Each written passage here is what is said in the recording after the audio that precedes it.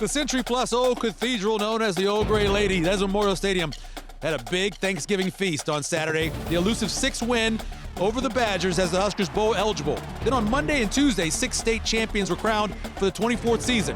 And now the venerable building plays host to Big Red Wrap-Up as we get you ready for a big game with Iowa on Black Friday.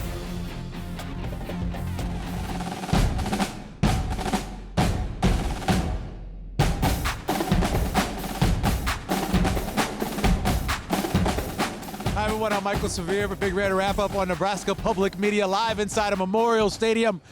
It's been 7 years in the making, but finally Nebraska again is bowl eligible. Joining me, former Husker Jay Moore and Sean Callahan. It just feels good saying that. And the faces of the coaches and the players and the fans after that game were amazing. Yeah, it was. It's been a long time coming. It's been so many opportunities. Last year, obviously, they got so close to trying to get the job done. But everyone can just – they can't – I always say you can't fully relax, but you can just kind of go – you know, you can relax your shoulders a little bit because you finally have gotten over this hump. You know, you've gotten so close, but yet it just seems so far away in some of these scenarios. But you get it against a win against Wisconsin, who you've struggled with since you've been in the Big Ten. Only your second win against a team like that since you've been here. Offensively, it was the best game so far this year in the Matt Rhule era. Holgorsen effect obviously being there. Defensively, had some issues, but they made plays when they needed to, and that was the most complimentary win I think Nebraska's had this year by far. And special teams was great. Yeah, you start the game out with a Ja'Cory Barney kick return, and when's the last time Nebraska's had a kick return of meaning? I mean, that especially to set the tone on a unit that struggled. And when he took it out, I'm like, man, what's he doing? He better know what he's doing. Yeah. And he gets it out. But then John Hall and Brian Buschini have been outstanding. And look, they gave up a couple of small kick returns, but when you have 10 kickoffs in the game, you're going to give up a little bit. I mean, the way the offense scored, the number of kickoffs Nebraska did, we haven't seen a game like that with the number of touchdowns and field goal drives they put together. Yeah, I've been waiting for Barney like that. You know, we had him on the preseason Jet Award watch list because of what he did in the spring game. That gets you started and everything. But really and truly, it just felt like it was more of a rhythm, right? We talk a lot about pace, but the rhythm was just good. Yeah, the rhythm offensively is so important. I think you saw a glimpse of that against USC. Sure. Obviously didn't equate to the points, only scoring 13 points offensively. But getting in and out of the huddle, you haven't getting to the line with enough seconds on the play clock where you can diagnose what the defense has given to you. You can diagnose to make some checks. But then getting the ball, you're getting the snap and the ball's out. It's being distributed to Barney, to Nair, to Banks, to Borkacher, to Lindemeyer. So it's just efficient. And then you get your run game going off of those plays. So obviously the points, the success, and just having the special teams like Sean talked about, knowing that whole since Ohio State game has been nails, has been successful, his confidence has gone through the roof. So you can get points this area, but the rhythm is so important. It's not pace. You're not going no huddle 2 minutes style. It's just rhythm. It's just like really consistent rhythm. Yeah. And it's just amazing how Dylan looked in that scenario. That's the Dylan we saw earlier in the year. Yeah. And he looked as good as ever. Yeah, Wisconsin made a lot of mistakes that Nebraska's made in the past. Hey, we are obviously taped this week because we are here in Memorial Stadium. But we'd love to hear from you on Facebook and on Twitter. You certainly can do that. You can also send emails, bigred@nebraskapublicmedia.org. The social media accounts are always open for you, whether it be our Facebook account or X account. And, of course, whenever we get a chance, we'll answer as many questions as we can. Time now for the Sideline Survey. Last week, we asked you this question.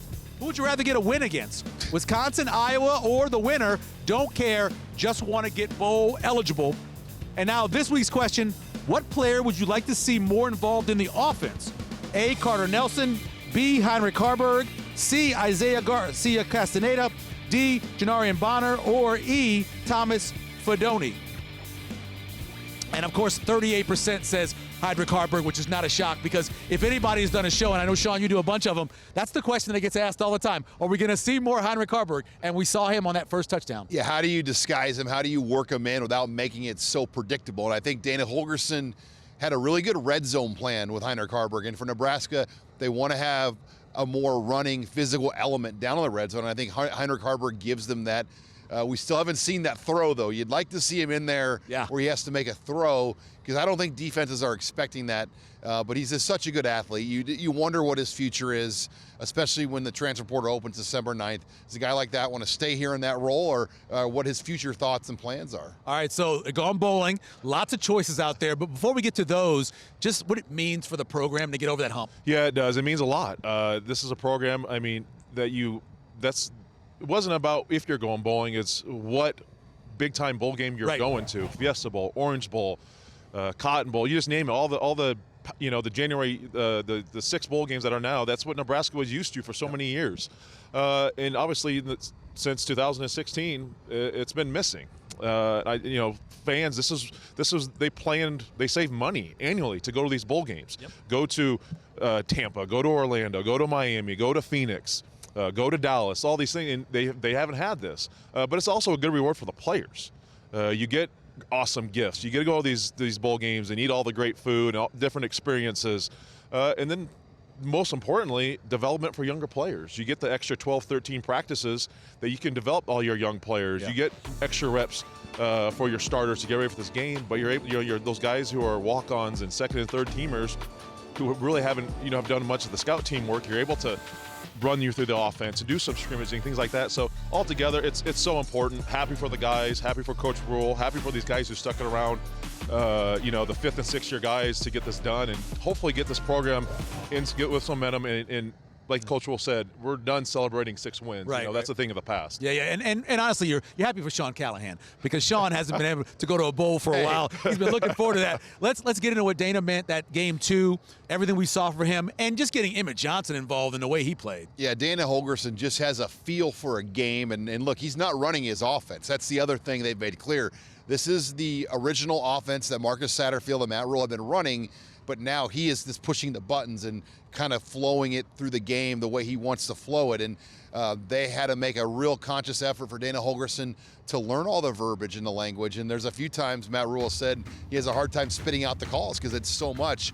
But Dana said, he goes, we almost had too much they were trying to do here, and we've tried to condense that down. But getting the running game going with Emmett Johnson last week and, what he does as a receiver, that is going to make defenses have to do so much more against Dylan Raiola. When Dylan Raiola is going to have to throw, it's a little bit easier.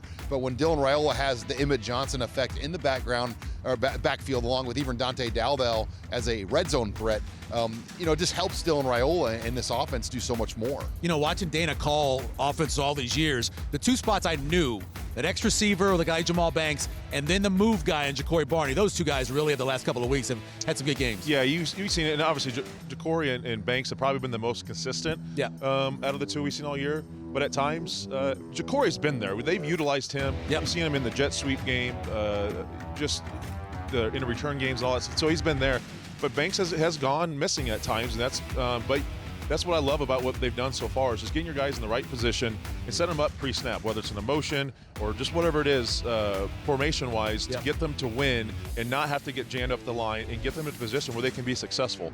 And I think that's what you've seen with Holgorsen is just how can I get these guys, how can I put them in position to win before the ball's even snapped. So what he's done so far, and obviously the production we've seen through this last game, I'm excited to see now what this looks like into his calling his 3rd game and obviously into a 4th game. So the evolution of it's going to be pretty cool to see. Yeah, it was my burning question last week. Banks is going to be covered. Guys are covered. You still got to make the throw. We'll see it in the highlights. Every catch he made, he was covered. But you guys 6'4", you got to throw it anyway. Sean, when you look at what they did in the red zone, because that's been the key. Getting 7 instead of 3, that was a huge key there, and it's something Nebraska hadn't done well all season. Yeah, we saw Nebraska, I believe it was 6 or 7 straight possessions from the late second quarter on until the final one where they had to kneel it out or ran it out. But they went points on every possession from that point other than the final one of the game. And we haven't seen a run like that, especially against a Wisconsin defense that was dominant. And, 7 chances, 7 scores in the red zone. The field goals were automatic. I mean, everything was there for Nebraska. And, to do it on Wisconsin, Alabama put 42 on them in nice weather. Iowa put 42 on them. Nebraska put the most points on this Badger defense, which, Luke Fickell, they're known for defense. I mean, that's their MO, to play physical defense, and to have them on their heels like that, it's just not easy to do when you saw Oregon a week ago only put 16 points on that same defense. All right, let's talk about your black shirts. Give over 7 yards yards in terms of play, over 400 yards again. But like you mentioned when we were getting started, when they needed to make plays, they made plays. Yeah, I think the secondary is obviously the main issue, I think, with this defense. We've seen it consistently throughout the year. The communication, obviously, Tommy Hill being injured. I know Sierra Wright was dealing with the flu coming to this game, so he pretty much played special teams. Some guys who haven't played a lot got thrown into the mix, so you're going to have those communication issues. But really, it's the tackling has been sloppy at times. You saw some tackling issues against USC, and other times, the Northern Iowa game and Illinois game as well, you saw some issues with this back end. But when they needed to make plays, they did. I think too. I mean, we always talk about the last 4 minutes and the first 4 minutes. The last 4 minutes of the second, first 4 minutes. Yeah. They get this. Nebraska scores. They cause a turnover. Yep. Get the field goal, and they come out, and it's a 3-and-out, right? The first series of coming into the second half. So, and they, you get a 13 pick, points. Yeah, you get a pick to seal it up at the end of the game, and they made some plays. They got to the quarterback defensively. Listen, I got a feel for Tony White in the situation. You want it to be better. You want it to be cleaner. You want to be more successful. But the ability to know that your offense, you'd like to think this is going to be the situation going the rest of the year, that they're going to be able to get you 4 touchdowns, 5 touchdowns, whatever it is, to score some points and not have to put so much pressure on your defense to be so perfect, and know that you can get field goals and know you can get points.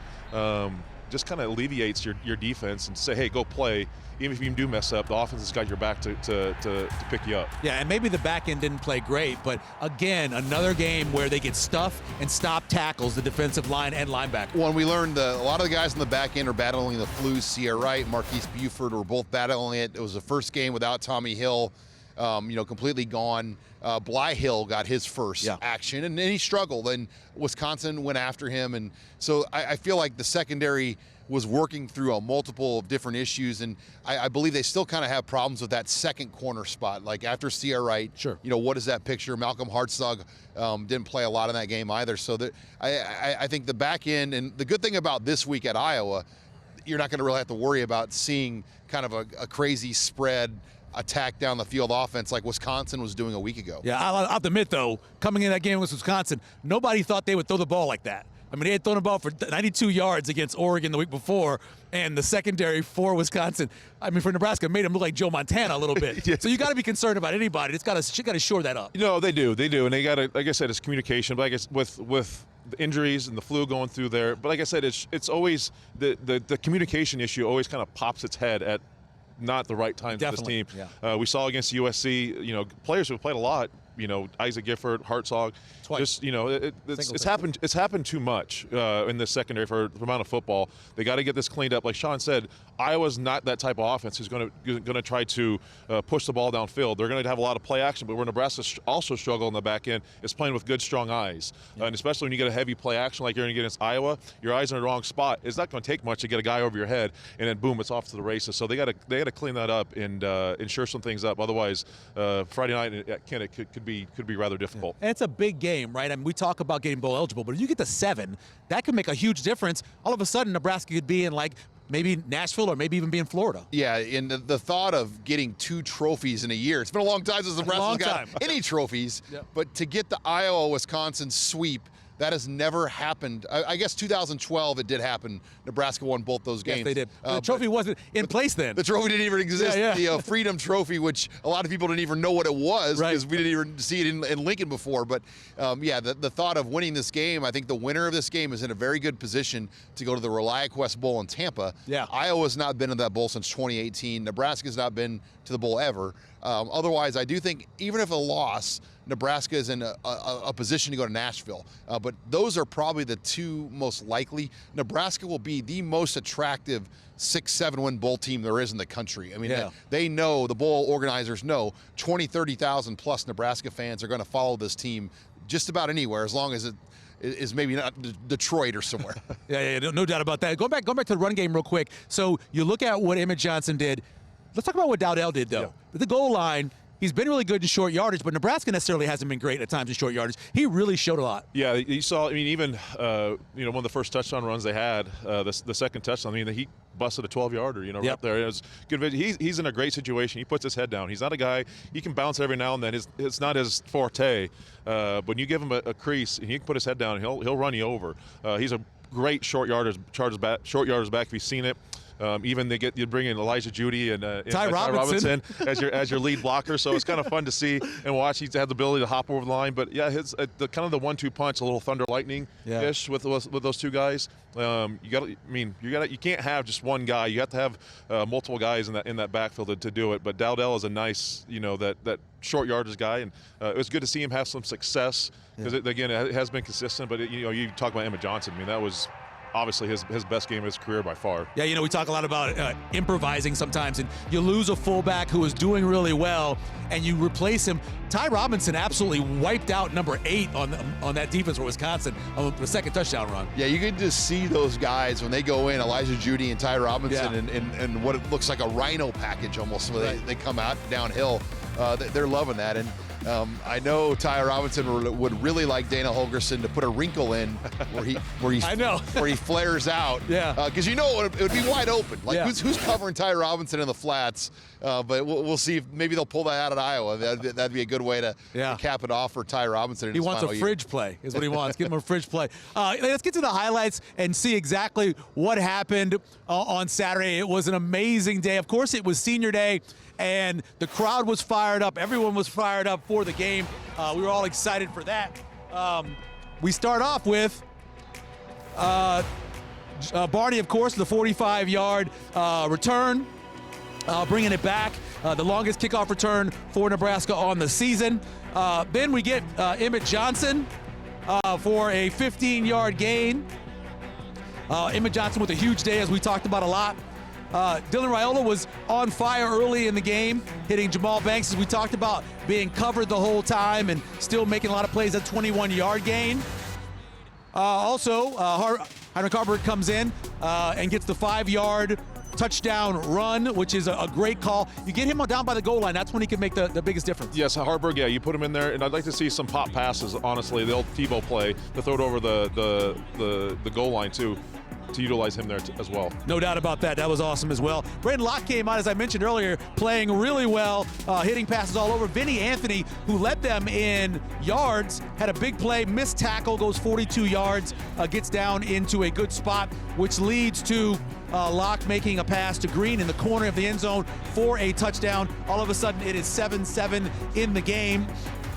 And then Dylan Raiola again, complete to Emmett Johnson, who had a heck of a game, as we mentioned, both running the ball and, of course, also catching the ball as well for 27 yards there.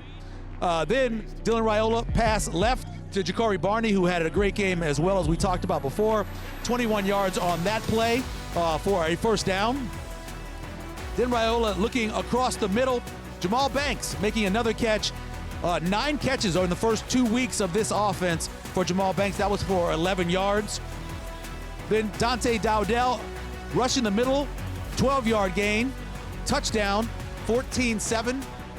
Oh, there's a Wisconsin play right there. Getting down to number 3, getting in spots, 14-10 right there. They made the field goal. Back comes Nebraska. Emmett Johnson, he had a little spin move going all day, too. That was a big thing for him all day long. His legs look live, guys. I mean, we just haven't seen that version of Emmett Johnson really all year. Another throw to Jamal Banks across the middle. Nebraska is now in the red zone, where they excelled all game long. You get the interference call here, which is a great call because he did get grabbed coming out of the break.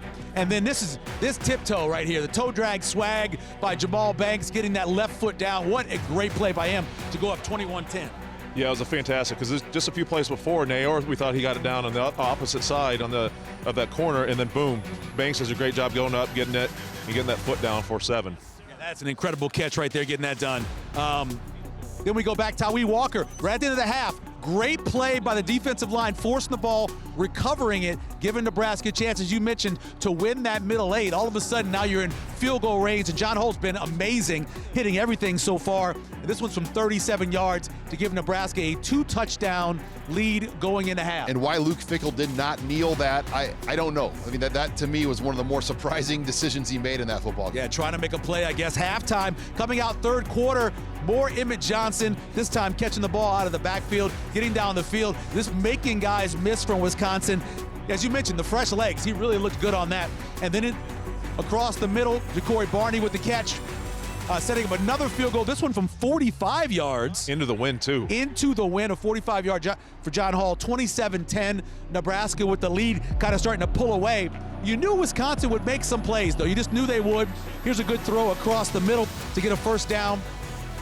And then, even without their time, this is fourth down, though. Nebraska, as I mentioned, the stop tackles, making those plays over and over again. Nebraska did it again there with the guys in the middle.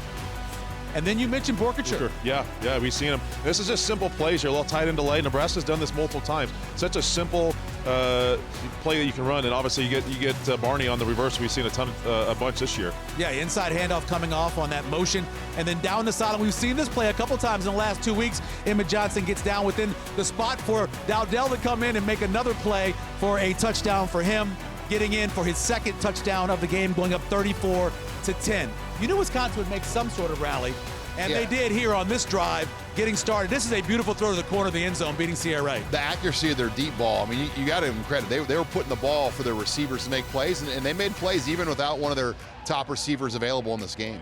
Yeah, Braden Locke made a lot of plays during the day, but so did Dylan Raiola. Here's a crossing route, another one of them. And then again, Emmett Johnson just making guys miss and getting into the open and making a lot of plays all day long, up 34-17. We head to the fourth quarter now. Another spin move by Emmett Johnson, making guys miss. This is a crucial play here. If you watch what Dylan Raiola, he looks off a couple different guys, and then comes back to his check down. Yeah, I mean, here, you got to give credit to O-line to give him the time there to step in the pocket, find an Emmett, breaking tackles. We finally see guys breaking tackles. We so many times this year our backs and wide receivers go down to first contact. That was not the case today or in that game. After another field goal by John Hall, goes deep here. Bly Hill, you mentioned, comes in, hadn't played all season long, gets beat on a deep ball.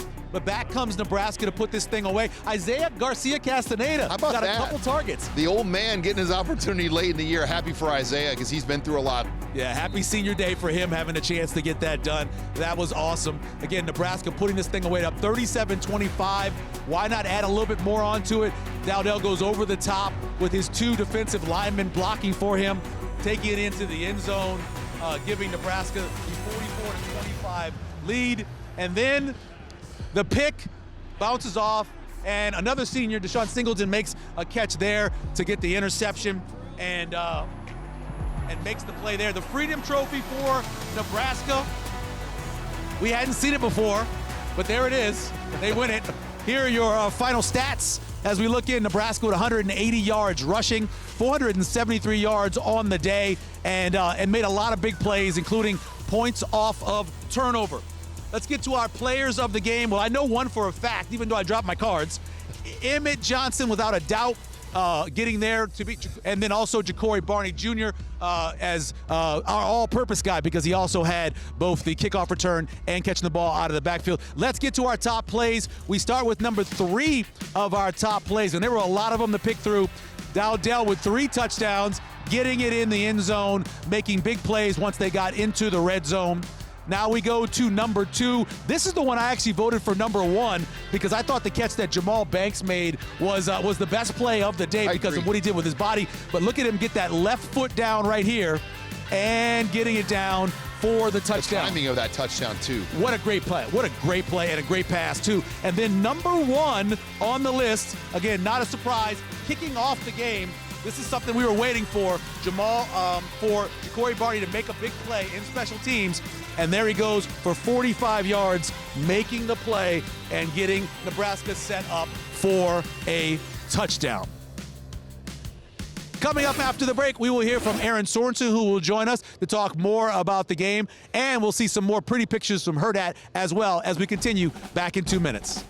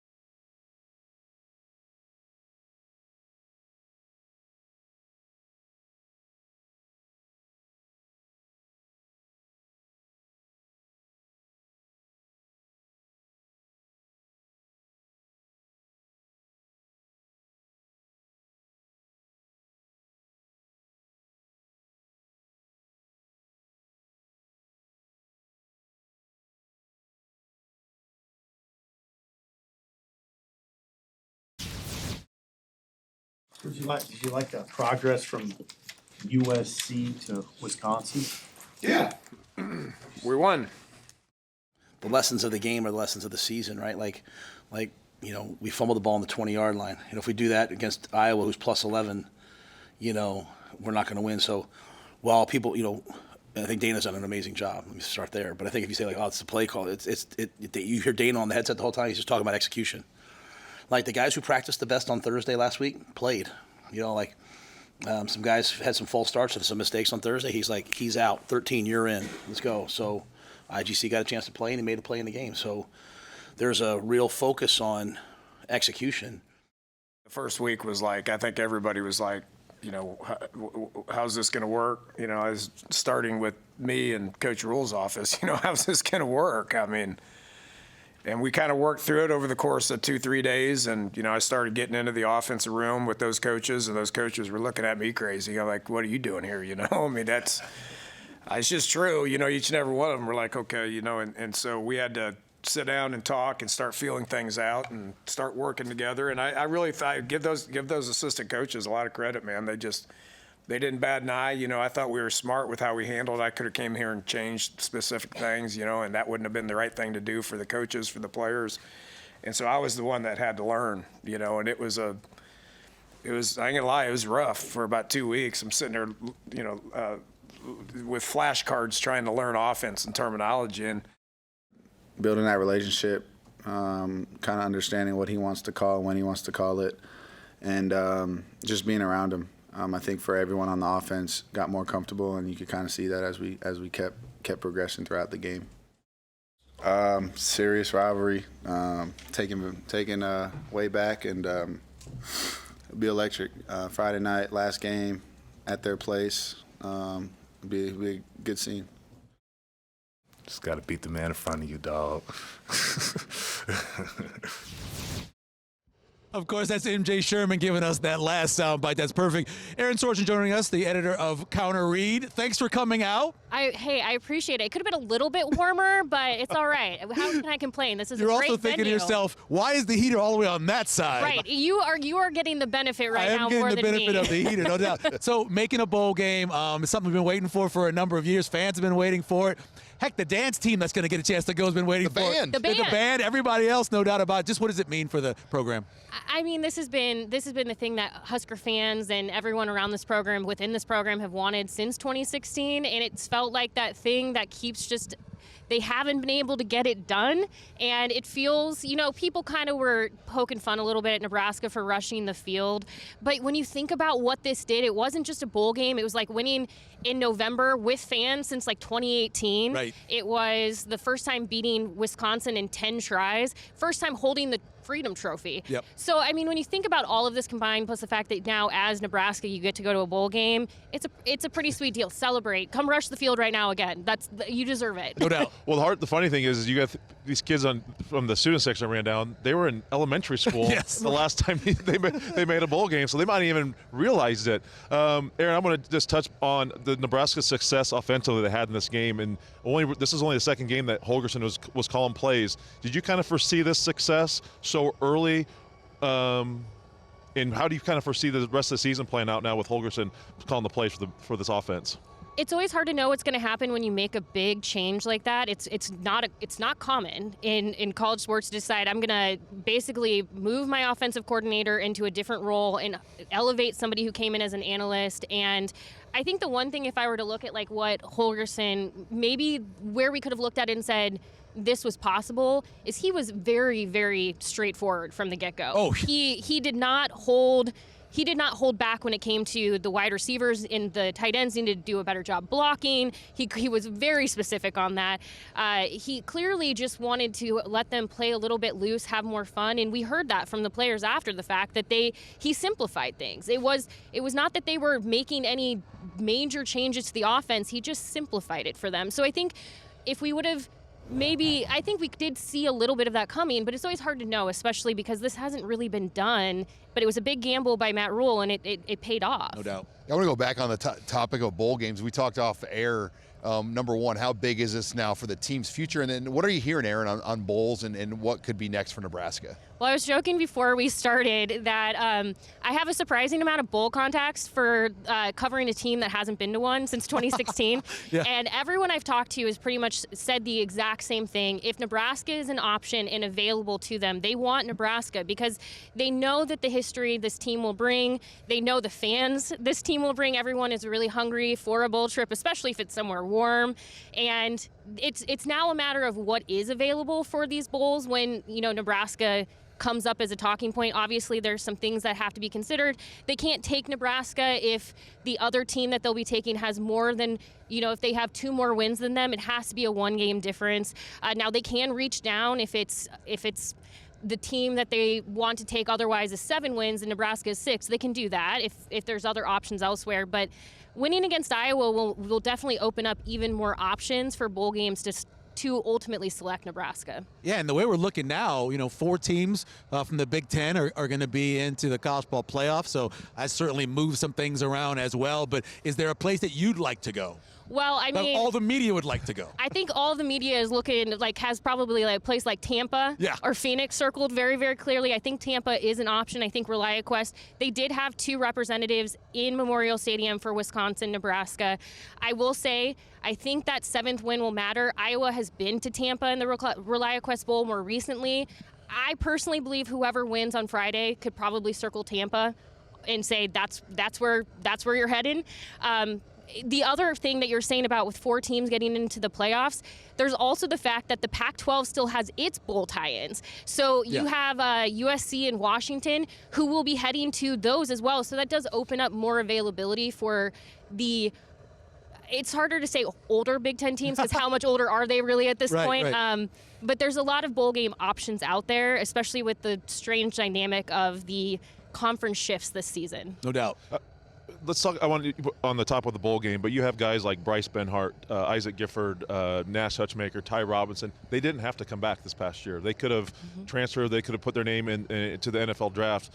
But now they could say, "Hey, I'm a part of something that got Nebraska back on over this hump." And you're going to leave Nebraska better than hopefully where you found it, and how important it is to those guys who decide to come back to finally get this 6th win and get this momentum going. I think of players like Luke Gifford and Mick Stoltenberg, who wanted so badly to help project Nebraska forward and didn't maybe see the payoff of their efforts in the end, but in reality now those efforts were ultimately helping lead to where Nebraska is. So when you think of where the seniors today are, they're not only doing this for themselves, they're doing it for every senior since 2016 who hasn't had this moment.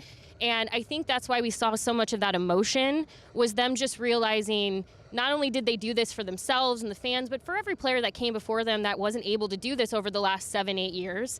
And I think that's a lot of, sometimes that can be a lot of pressure, but they've handled it with grace, and it's great to see them have that moment, seeing all the photos and the videos after the game with them. I hope that this is always a really sweet moment for them, and that they do realize that all of those seniors before, I can't remember who was on. There's a couple of them on the field, the former players who you could see they were so joyful. Yeah. So they didn't just do it for themselves. And I thought it was pretty cool. Matt Rule said, Aaron, that he is going to travel back last year's seniors, the Ethan Pipers and guys like that Luke Reimer, and let them go on the bowl trip. That's actually, I'm glad that you said Luke Reimer. That is who I saw on the field. He was in the background of a photo, and it was the greatest thing. He just had this giant smile on his face. So when you're a senior this year, you can feel good that you have helped accomplish what so many before you wanted to, and they were ultimately helping lead to this. And I love that. I love also that Matt Rule said this is the last time Nebraska will celebrate 6 wins. You had to get here so that you can keep going further. Yeah, it's tough to be kind of coined the savior. But Dylan Raiola, as a freshman, comes in here, and you see him. His mom's crying. He's hugging all his family. I mean, it means a lot for these freshmen, too, that are getting this thing started. I mean, Dylan's said that from day one, that he wants to help get Nebraska not only to a bowl game. I always appreciated even earlier in the season when he kept bringing up the playoff as an option, because you shouldn't not have goals. And I think for so many of these freshmen and then the incoming, recruiting class, they see Nebraska as a place that they can not only play early but also help bring Nebraska back to the status and the place that Nebraska wants to be, not only in the Big Ten, but in the national conversation. So it starts with those young players, and they're helping elevate it. Aaron, I know you and Brandon Volga at Counter Read do such a great job with statistical information. Love what Brandon throws Brandon out more than me. Yes. Well, Take some credit for it, too. well, hey, Somebody's got to edit it. Right. Exactly. But how about, we haven't talked about this yet, but here on this stadium, in this field this year, Nebraska's defense did not allow a rushing touchdown. Incredible. Yeah, and think about the tackle for loss against Wisconsin. Now, like, Wisconsin not a big tackle for loss team to begin with. However, not to have, like, the fact that Nebraska's offense didn't allow itself to lose one single yard against Wisconsin, that's big. So when you're looking at those statistical pieces, you're starting to see things come together. You're starting to see things fall into place. It might not always feel like you want to see the mountain, and sometimes you have to see the molehill to see the mountain come into fruition. So when you start to look at those little stats, and when Keith Mann sends those out, and you're like, oh, wow, that's the stuff to hold on to and feel pretty good about as a team. Aaron, obviously the Iowa game's Friday, but the next 10 days after are so big. You have signing day on Wednesday the 4th. You have bowl selections December 8th. The transfer portal opens December 9th.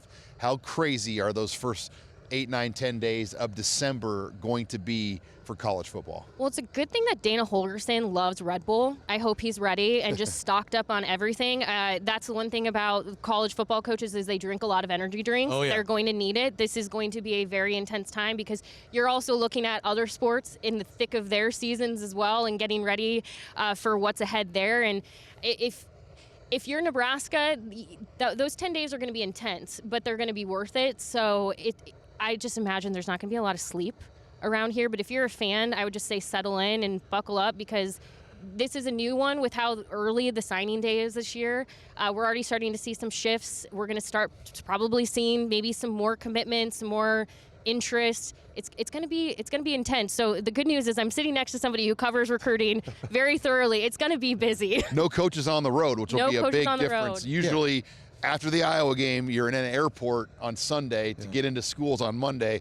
No coaches on the road now till January, which is going to be a completely different calendar than we've ever seen in the history of recruiting. But there will be coaches being hired because their job's open too, and with all the jobs that Tony White was up for, like you never know what could happen with that too. I know that's the one thing that just even think about is Holgorsen going to stick around? Yep. Will he end up being Nebraska's offensive coordinator in 2025? I know he wasn't. He did joke that he's going to take Saturday. He's going to take the Saturday after Iowa off. And my favorite was he was sitting there and he looked around the room and he's like, I'm doing that just so you all know. Yeah. Watch football, Dana Holgorsen. Have a good day. Yeah. But then. Yeah, what's Tony White going to do? What's anyone else on the staff going to do? Is Dana Holgorsen going to stick around? Marcus Satterfield. What's his plan? Right. There's a lot of unknowns, and that will ultimately shift what happens with maybe your recruiting class, too. Aaron, we appreciate it. Thanks for coming and sitting outside with us. Of course. I mean, it's feeling warm now. It is warming up. It's warming up. No Maybe doubt. it's the heater. It's the sun not coming out. It's a dry heat, right? Yeah, it's the whole thing of if it wasn't windy, it would be perfect. Exactly. It's not the heat, it's the humidity. Thanks a lot. We appreciate Aaron. When we come back, we're going to talk more about the Hawkeyes, getting to recruiting as well, and take a look at a painful end to last year's battle for the Heroes Trophy. More to come on Big Red Wrap-Up.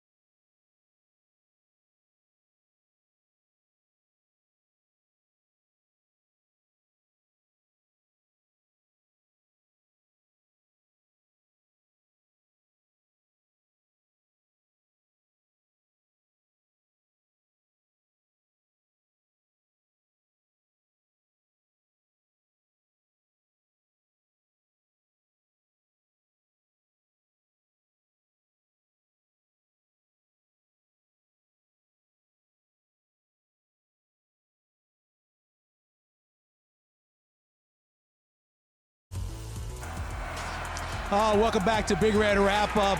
Yeah, look, there's our partner in crime, Damon Benning, who had to step in and help coach West Side. Of course, they fell to Millard South Patriots, winning the Class A championship right here on Monday night in Memorial Stadium.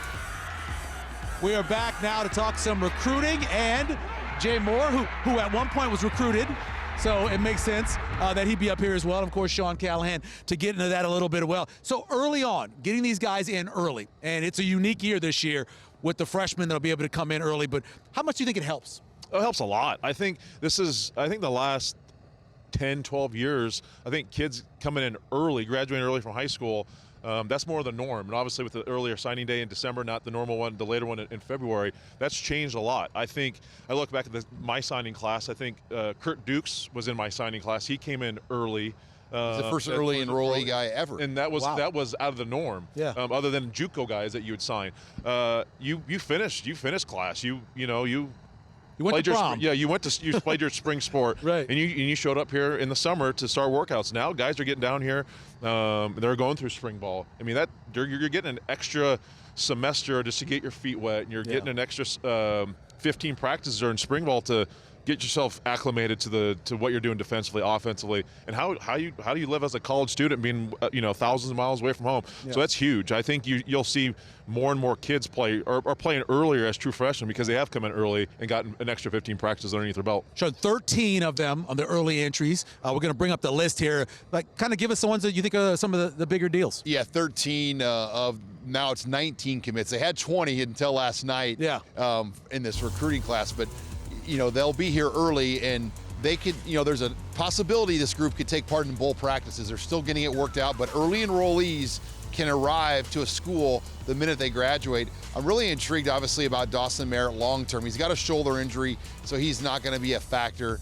Bear Tenney's the one that's now no longer committed. Right. That just happened late last night.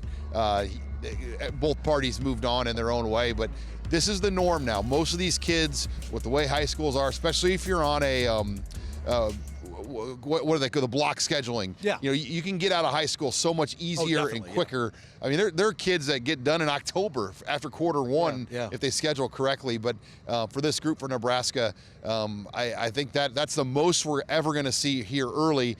And if you make a bowl game, they can come in December and be a part of some of that. Yeah, with that scheduling, sometimes they only have one class their whole last semester. Let's get to our in-state recruit who had a heck of a night here. 20 of 32 for 220 and 3 TDs and interception, Jet Tamala. Yeah, Jet Tamala, a 2026 quarterback from Millard South. I think by this time next year, he could be the all-time leading passer in the state of Nebraska. What he did as a sophomore, what he did as a junior, he is putting up just massive numbers through the air. He went into the championship game, guys, with 44 touchdown passes on the year. And a lot of their games are blowouts. A lot of those games, he's out after maybe 2 quarters in a series. Jet is 6'4", a solid 190. Not maybe a true mobile threat, can move a little bit, but I'll be really interested in the month of January. College coaches can start coming on the road again. What kind of interest will he get as a quarterback prospect when they come back around again to watch him maybe work out? Honestly, wherever he goes, he might not have that much talent at wide receiver. I'm talking about the college level. He might not have as much talent as he has at wide receiver and tight end. That Millard South team has 4 Power 4 receiving options, and Chase Lofton, who's currently committed to Florida State, and Isaac Jensen, who was out, Amarian Jackson, and then Deshaun Prince. Yeah. I mean, that's as good as it gets. Yeah, and they weren't even the guy. Amir was the other guy who had all the Amir Hill.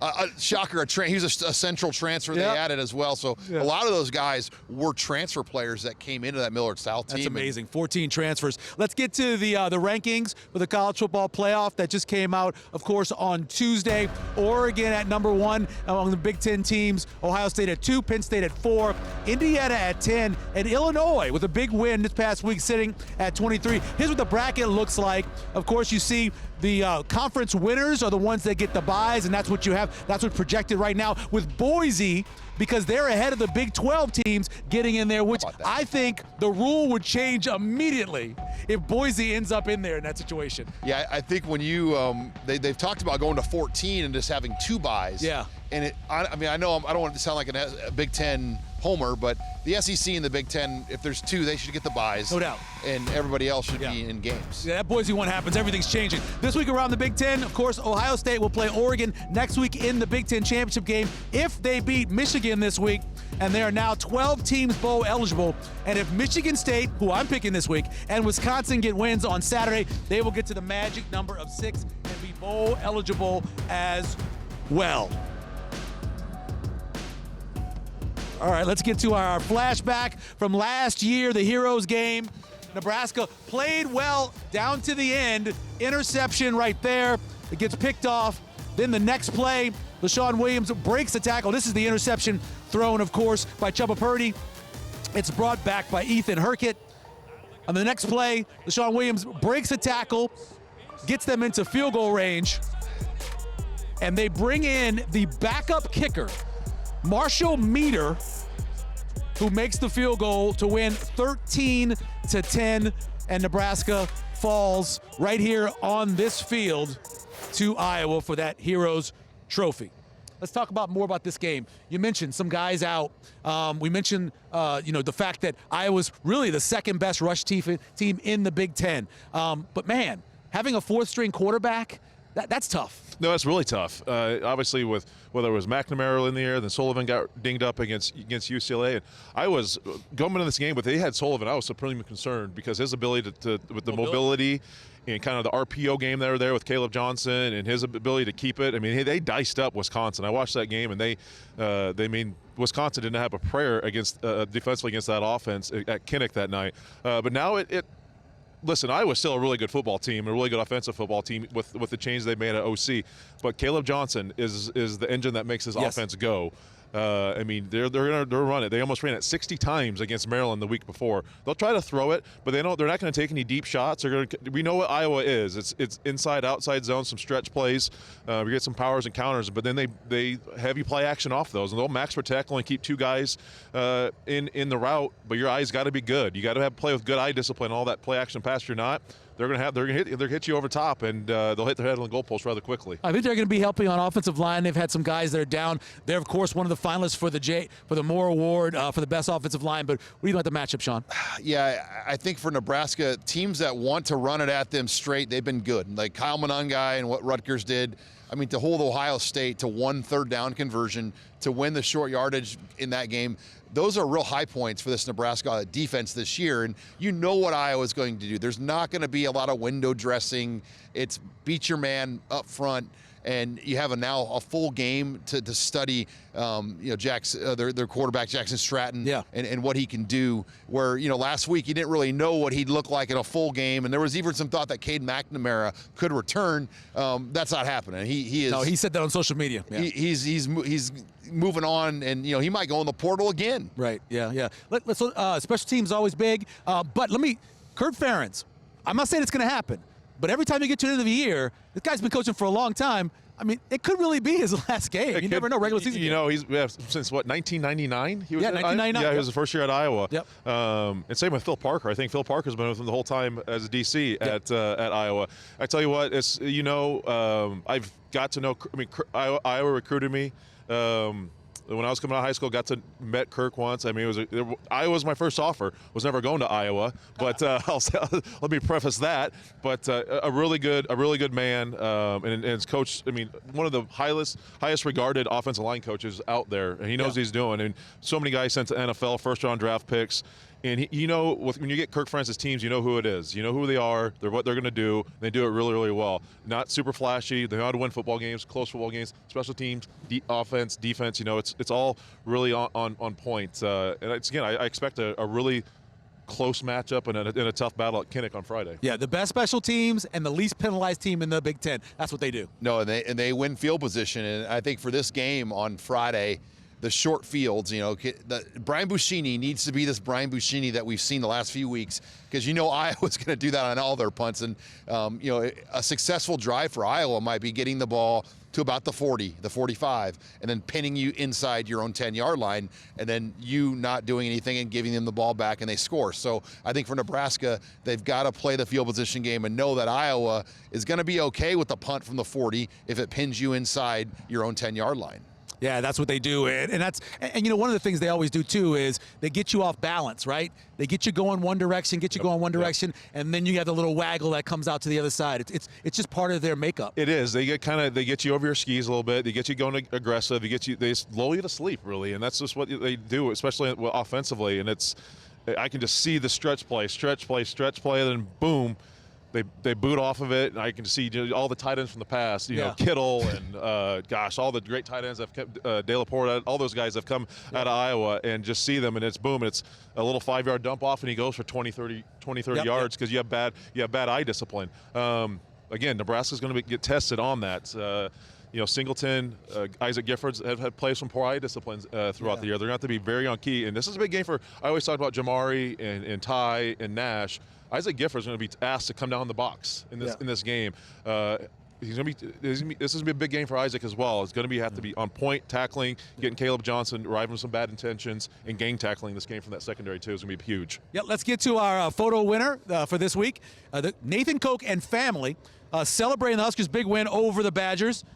And for this shot, Nathan gets a Nebraska Public Media Sports shirt for sharing that with us. We normally have our viewer questions at this point, of course, but we are taping this early in the day, so I'll give you a couple questions. One of the things I always worry about when you win a big game like that is the perceived letdown sometimes that a team can have. Any concern about that for Nebraska? I don't think so. I think because defensively they just weren't as good as they wanted to be. I think defensively with some things, I know they're dealing with the flu and some injuries on the back end, but they weren't, like I said, they had some missed opportunities. And I think Tony White will be sure to get that cleaned up. And I think this team does, Coach Rule, Coach White, from the psychoanalysis of it, you bring your guys up, early in the week, and then right afterwards you knock them back down and you build them back up. So I think they can do some things defensively to get things, to cleaned up, get them to where you need to go. Offensively, you got momentum going finally. I think you just build on that. So I'm not too concerned. It's a short week. It's Iowa. They know what happened last year. I think the Big Red's going to be ready to play. Sean, in terms of recruiting, and I know that this game is the most important thing, but you mentioned it earlier with Aaron, the turnaround's going to be quick. Yeah, Wednesday will be whatever they sign now. It's not really a letter of intent. It's more of a financial agreement. Right. It's a contract, more or less. And MOU. And so on Wednesday they'll sign, and Cortez Mills is still one to watch out there. Michael Terry, Chase Lofton. I don't feel great about Nebraska's chances with him right now at this point, but there are a few big targets still out there for this class of 2025 that, things could really go in a hurry. And if Nebraska can win on Friday, man, the NIL momentum, all the things that could happen, like there's going to be a lot of people signing up to pay money to help Nebraska's NIL efforts out. That's a big part of it too, because that's what Troy Dannon said on the show, right? When he was on Big Red Wrap Up, he says, I got a big stadium project coming. $100 million he's got to raise on his own, so he's, and we'll know more about that, but a win over Iowa, a good bowl trip. Can you imagine how much easier it's going to be to tear down that south end zone? Yeah, no doubt about it. I mean, anytime you ask people for money, they want a return on their investment. And a return on their investment is going to Tampa for a bowl game. Wins. You got it. I think if Nebraska would have lost to Wisconsin and come to this one, I tell you what, the apathy really would have set in. It's getting harder to raise that money, but you get this. People are finally kind of see some light at the end of that tunnel. So it is just this. People want that return. You got to see wins. They want to support something that is successful. And you're starting to get that. Yeah. And I tell you what, if they get the win on Friday, and then parlay it into a bowl game win, I think Troy Dannon's going to be rather happy. The 1890 fund's going to be rather happy, and I think that stadium project there'll be no problems getting that done. Yeah, as we said, Caleb Johnson is the key to this thing. They're 7-1 when he's gone over 100 yards this season. Plus, Iowa's been incredible in November, 20 of 23 since 2019. And even better in Kinnick Stadium. So, I mean, it's going to be a tough matchup, but Nebraska's got everything it takes to be able to win it. Yeah, the momentum's there, and there's a lot of intangibles I mentioned earlier. The zone defense. Dylan Raiola against zone. He has the arm strength to zip the ball through, and Nebraska's receivers have played better. Yeah. And Dana Holgerson, surprisingly, played against Phil Parker's defense back in 2001. He joked it hasn't changed. So no doubt. You got an offensive coordinator that has a pretty good handle on this. Let's get burning questions. can Nebraska's offense travel and play in cold conditions? This will be the first time we've seen Dylan Raiola play in the cold. I'm going defensively. This is a game that's the secondary has been spotty. I want to see how Isaac Gifford, Deshaun Singleton, Buford, Hartzog, they're going to be tested. They got to play with good eye discipline. They got to tackle well. They haven't done that as of late. But this is their final game at Kinnick. Let's see if they can rise to the challenge. Yeah, my burning question is Caleb Johnson. Can Nebraska limit him? The last time they went against the defense Iowa did, similar to Nebraska's front, was against UCLA. And UCLA held Caleb Johnson to 49 yards. So if Nebraska can do that, I think they'll certainly win the game. Don't forget to head to our website or Facebook page or X account to watch the prediction. It's Sean, Jay, and myself will tell you exactly what's going to happen in that game on Black Friday against Iowa. The game, of course, is on TV, 6:30, Black Friday on NBC. And then Tuesday night, Big Red Wrap-Up will recap that game and be joined by special guest, columnist Tom Chattel from the World Herald on World, Facebook Live, and YouTube Live at 7 p.m. on Tuesday. And you can catch the re-air at 10 p.m. on Nebraska Public Media.